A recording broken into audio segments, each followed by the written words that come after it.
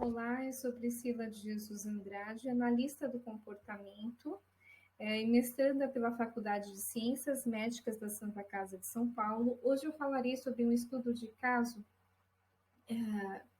em terapia por contingência de reforçamento que eu denominei contra-controle. Esse estudo de caso ele se refere a uma adolescente de 21 anos que morava com os pais e era dependente financeira deles.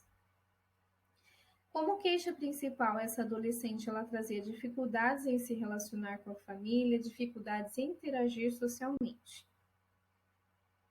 Nos dados que ilustram essas dificuldades, nós temos déficits para se aproximar, para iniciar conversas, aceitar elogios e fazer elogios também, produzir os próprios reforçadores, manter contato visual, identificar, discriminar expressões faciais. Também a cliente apresentava baixa autoestima, baixa autoconfiança e também um excesso de buscas por reforçadores imediatos.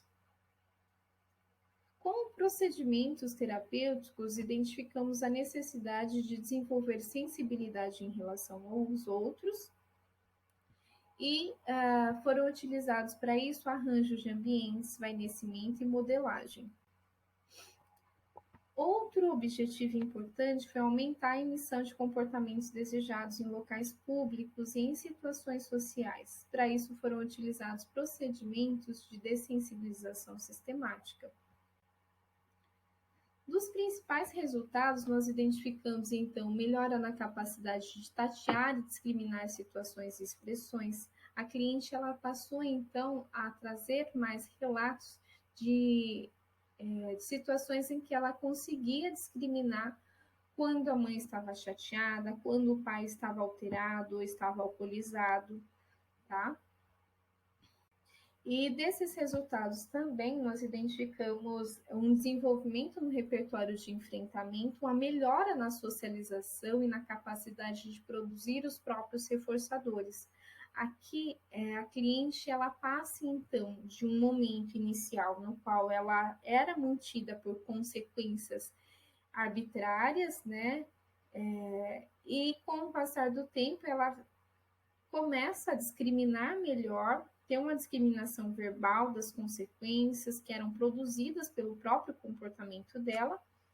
E no fim da sessão nós temos aí um quadro em que a cliente ela já está mais sob controle das consequências naturais. Então, um sorriso, ela ia sair, as pessoas conversavam com ela e aquilo para ela era prazeroso, porque às vezes ela tinha acesso a boas conversas.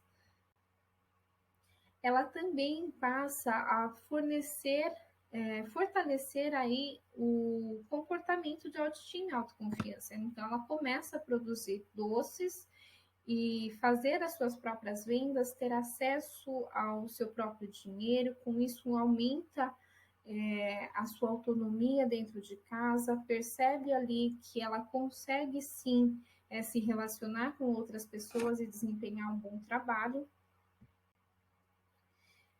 E no fim aí das sessões nós tivemos alguns quadros que nós não conseguimos alcançar em terapia. A cliente inicialmente ela sempre trouxe uma vontade de iniciar a faculdade, uma vontade de estar empregada, mas isso não foi possível ainda durante as sessões, por exemplo, iniciar a faculdade, mas ela conseguiu ter uma renda, um financeiro aí que ela se mantinha minimamente dentro do que ela queria fazer. Das discussões, é importante falar também que nós identificamos alguns pontos importantes relacionados à interação dessa cliente com a família. Então, era uma família que fortalecia, que reforçava alguns comportamentos da cliente no sentido de contingência. O discurso dessa cliente ele era muito modelado pela própria família dela, pela própria comunidade em que ela estava inserida, no sentido de que era uma família também que tinha um déficit importante ali na forma de se relacionar com os aversivos. O pai era dependente químico, o irmão era dependente químico, a mãe tinha um relacionamento fora do casamento. E alguns dos comportamentos da cliente também eram selecionados por atenção. Então, essa questão dela